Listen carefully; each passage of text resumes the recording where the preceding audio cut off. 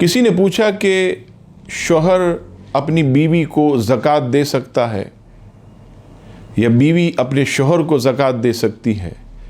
जवाब समाअत फरमाइए कि बीवी अपने शौहर को ज़कात नहीं दे सकती और शौहर जो है अपनी बीवी को जो है वो ज़कात नहीं दे सकता। इसी तरह हम अपनी औलाद को भी ज़कात नहीं दे सकते। हम जो है अपने वालिदैन को भी ज़कात नहीं दे सकते।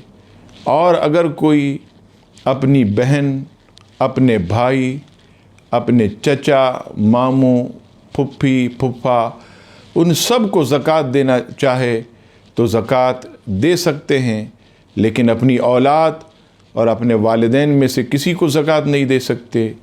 शौहर अपनी बीवी और बीवी अपने शौहर को ज़कात नहीं दे सकती।